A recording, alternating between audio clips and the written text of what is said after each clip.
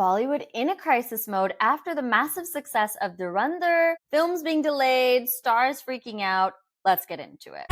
Listen up, it's jazz.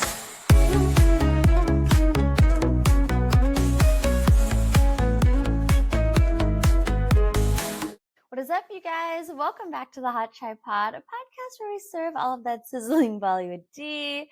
I'm your host, Jazz, and today we are discussing the aftershocks of the earthquake that was Dhurandhar at the box office and continues to be, evidently. It's actually quite crazy. It's like beating out all sorts of records like Javan and Bahubali and Pushpa 2 and all sorts of crazy things are happening. So maybe it's starting to slow down a little bit, and that's just in time for its Netflix release on January 30th. So tune in, I guess.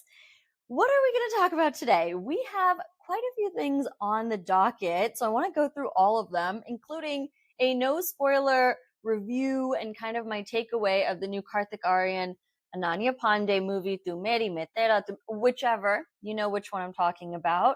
We're also going to talk about some of the stuff that we touched on last week, the love and war stuff, the alpha stuff. What does it all mean? And we have a kind of wrap up of the year. We have your guys' opinions on best movie, best debut, all of that good stuff. So let's talk about love and war, because this is highly buzzy and highly requested from you, the teacups. So what is happening? Love and War, Sanjay Leela Bhansali's film with Ranbir Kapoor, Alia Bhatt, and Vicky Kaushal in the leads. Had some tea and drama discussed about the casting and how Ranveer was asked to do Vicky's role and he got really mad at Sanjay Leela Bhansali, so they're in this fight. Whatever. What is news in the last couple weeks is that this film is being super delayed. There were these like shooting issues, purported budget issues, and now it looks like there are maybe creative differences, or Sanjay Leela Bhansali wants to film some extra scenes or reshoot some scenes in the springtime. So it's very unclear what's happening with that because it's high stakes for everyone. I think this is a very high budget film. The actors give dates that have to be locked up. You know, Ranbir Kapoor has Ramayana. He has Animal Park up on his plate. Allegedly Doom 4, but who knows about that really. What does that mean if you're kind of being tied up in this project and he has to have this crazy mustache and whatever it might be? So I was hearing a few different rumors, and I will tell you where I'm landing on it, which is one, that they are reshooting some scenes, or Alia and Ranbir are lobbying to cut down Vicky Kaushal's scenes because they're worried about the chemistry between Alia and Vicky being better than the chemistry between Alia and Ranbir. Extremely believable in my opinion, but that could just be obvious to people who've seen Razi versus Brahmastra. Also, some people just say married couples don't look good on screen together. Interested in your guys' take on that. However, what else does this mean? Are there tensions between Alia and Ranbir, or Alia and Sanjay Leela Bhansali? And I think the answer would be yes, because if this film is delayed, it's now cutting into Ranbir Kapoor's projects, which are huge after this movie, right? It's Ramayana and it's Animal Park. Those are kind of higher stakes projects, I think, at this point for him, maybe than what this is shaping up to be with all the issues. Historically, Sanjay Leela Bhansali and Ranbir Kapoor have had a bad working relationship, and it was kind of Alia who came in and bridged the gap and was like, oh, cast us both together. We used to go out at night, he's like, wipe that off, because he loves the natural. And now you can see how maybe they would have conflicting desires, because for Alia, this movie is now a very high stakes, very big deal, because her movie Alpha, well, it just got delayed again. So last time we spoke, it had been delayed to an April release, and now it's postponed indefinitely, which is never a good sign for a movie. Is it post-production stuff? Is it this cameo scene that they want from Salman and Shah Rukh? She's probably getting very antsy and wants a release, but at the same time, not wanting to release two movies that are very close together. So it's a little bit high stakes. And actually, I was thinking about the fact that maybe Yash Raj, even though they rarely do it, could put Alpha on streaming straight away and not even bother kind of putting it in the theaters. I could kind of see some truth to that, because this is a big bet with Alia's initial action debut going so poorly in Jigra. Now Dhurandhar kind of changing this whole spy genre and this action genre, and is it going to look really silly to have two Yash Raj heroines, Alia and Sharvari, as spies and dancing in bikinis? Could they put it straight to streaming? Historically, does not really happen, but they did do it for Maharaj, which was Junaid Khan's debut, Amir Khan's son, and people actually liked it there. And that was also with Sharvari, so poor Sharvari. But anyways, what does all this mean? Do we actually think they would want to trim down Vicky Kaushal's role? I think that rumor is like a little reminiscent of Padmavat and when Ranveer Singh and Deepika Padukone were trying to cut down Shahid Kapoor's role, but that was not really true. That was more Sanjay Leela Bhansali seeing how powerful Ranveer Singh's Khilji was on screen and realizing that should be the focus of the movie and not Shahid Kapoor's king role. It really was nothing special. Okay, sorry to all the Shahid Kapoor fans. I like him too. It was nothing to write home about. Khilji stole the show and then Deepika's beauty. Okay? And that is good looks, and good looks. So with Alpha's release postponed and Love and War delayed, I'm sure that there's some panic that would be happening from Alia Bhatt, who's very curated in her career. And lo and behold, so Ranveer Singh's next movie is Pralay, which is a zombie movie of some sort, and they were searching for an actress. Of course, all these news articles pop up that Alia Bhatt's being considered. Alia Bhatt is the front runner for this movie. And it was strange timing because I think the actress Kalyani Priyadarshan is being finalized for it as of reports yesterday. I would be surprised if Ranveer Singh wanted to use Alia Bhatt in his next film. I also think this is his own production venture, like probably in conjunction with other people. But, you know, after Rocky Aur Rani, even though Ranveer Singh was like the showstopper in that movie and carried the whole movie and was entertaining, ultimately he got slammed in the press and, oh, this is Alia Bhatt giving him a hit and Alia Bhatt got Best Actress award and he got nothing and his career still failing.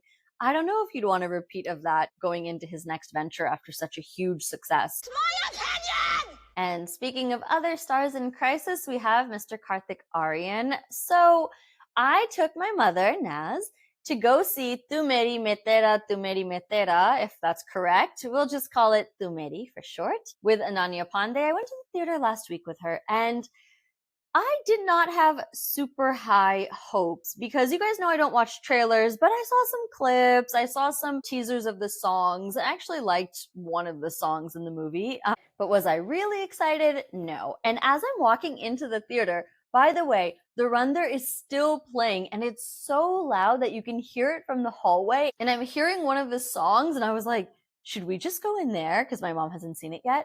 But I was like, no. I owe the teacups this no spoiler review. So anyways, you're welcome. I sat down, I'm watching it. Yes, it's kind of like a romantic comedy that turns into like a romantic dramedy towards the end. Very typical Bollywood, very masala. Was it the best movie I've ever seen? No.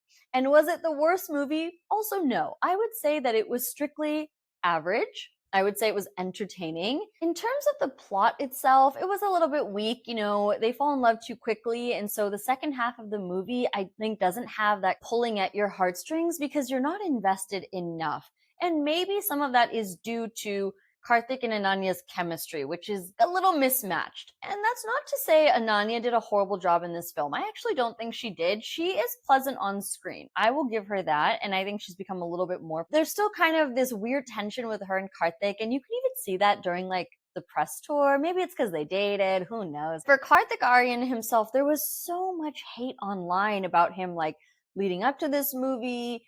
After the release, people were saying he's such a flop actor, he doesn't know how to act, and may I remind everyone, he has done some really interesting roles. He did Chandu Champion last, he did The Maka, like, he's worked on interesting films, and I've also liked him in his more silly films, like with Kriti Sanon, for instance. I asked my mom for her feedback, and she's like, he's a great dancer, he's funny on screen, an actor's only as good as the script. I don't think this script was strong. I think it was maybe a poor choice. And then people were trolling him, like Karthik Aaryan always takes a classic song and remixes it and ruins it. And in this movie, there were two, so that did seem outrageous. There was Sat Samandar, which, okay, they did do a version of that, but then Sajan Ji Gar Aaye from Kuch Kuch Hota Hai, yes, I butchered, but people were like, oh my god, he's trying to recreate this, how low can Dharma go? Mind you, this was a small part of the movie, they didn't do the whole song, it was like a medley. like they did for Mujhse Dosti Karogi. Shout out if anyone remembers that. Iconic. Any which way, so it's entertaining enough. I would recommend you guys watch it when it does come on streaming. Like, it's a good one-time family watch. It was really fine. And it was actually pretty family-friendly. That being said, Tu Meri Mein Tera, whatever, is not doing so well at the box office. And I think that's due to a few reasons. One, Dhurandhar still dominating to the point where I want to go see it again, even though I love a good rom-com. Two, Avatar came out in India as well, and that has been making a lot of strides and doing really well and actually eating into some of Dhurandhar's numbers, but barely. So I just don't think this movie was going to stand a chance against those two, and plus it's the busy holiday season. But no excuses. I do think if it had been getting a lot of good word of mouth, we would have seen some of these numbers trickle up, and I don't think people thought maybe it was worth it to go. Nonetheless, even though this movie didn't make huge waves, the onslaught of negativity against Karthik Aaryan in the press was interesting. Not surprising if you know how these players are playing in the industry, but interesting nonetheless. It was so negative. You had these reviewers kind of making these accusations and saying like, oh, Karthik's trying to pass the blame and Karthik has these dirty PR tricks. And then you saw Karthik was bringing in these huge crowds during promotion time. And yet I saw an article that said, oh, these crowds are actually here for Ananya Pandey, which is like, okay.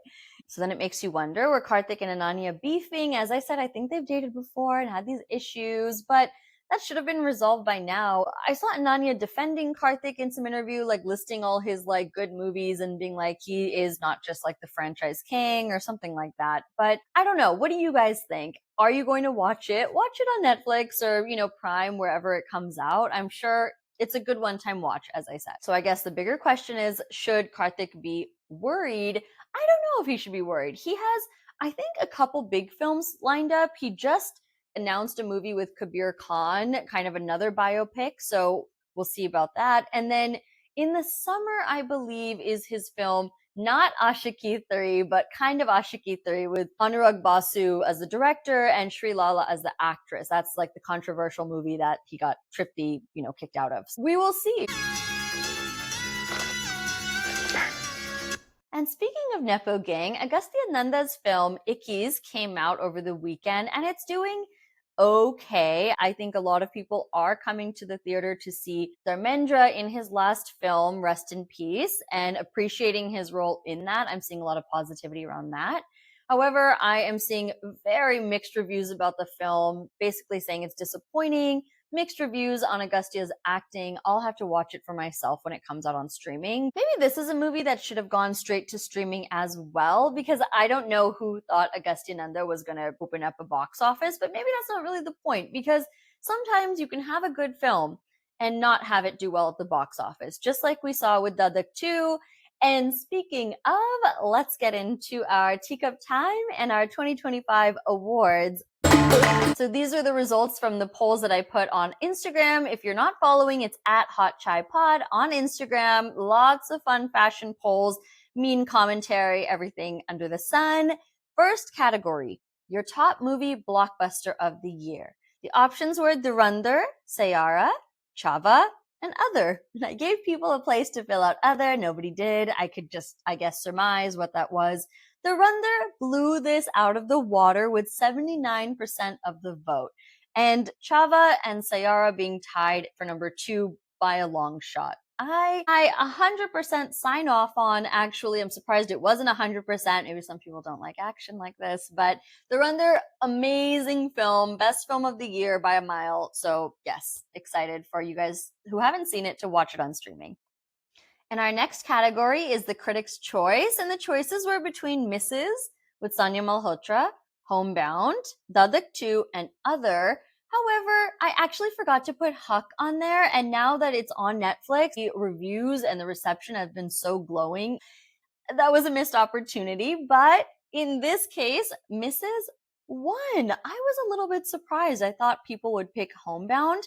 I actually thought I might pick Homebound, but I have to say, Mrs., it stuck with me. The movie had such a raw emotional impact on me, maybe as a woman or whatever. It made me so viscerally mad, and it still makes me mad when I think about it or when I see clips and I see someone cooking dinner. I don't know. Maybe it radicalized me. But the point is, I'm actually very proud of the Tikas for choosing Mrs. So maybe if I had put Huck in there, it would have won, but Mrs. for the Critics' Choice win, and we love Sanya Malhotra. So, and speaking of actresses, in this category, I put favorite debut female. I didn't do a favorite debut male because I'm not really interested in everyone's opinion. I think Ahan Pandey, he wins, hands down, no competition. That was the best debut. Even if you didn't like Sayara, best debut, he's hot, he's talented. I don't want to hear about it. But we had some competition for the best debut female. We had Sarah Arjun, who was in Dhurandhar. We had Anit Pada, who was in Sayara. We had Rasha Tadani. Even though her movie was such a flop, Azad, she did have that hit item song, Uyama. And then we had Harna Sandhu in Bagi 4. And I knew this was going to be a close call between Sarah Arjun and Anit Pada. And it looks like Anit Pada just barely edged out Sarah Arjun for this win. And I think I'm actually going to agree with that too. She did have a pretty great debut and a meatier role than Sarah Arjun did in Dhurandhar. So kudos to her. And I know she created a lot of virality and a lot of excitement and a lot of brands to work with her. So that's what a very successful debut looks like in Bollywood. And finally, since we didn't have best debut male, we have the hottest actor of the year. And I'm actually missing Karthik Aaryan from this. I actually feel kind of bad. And maybe Hrithik Roshan, but whatever. This is my list. And so it's definitely super biased, if you can tell. Vicky Kaushal, Ahan Pandey, Laksh, Ranveer Singh.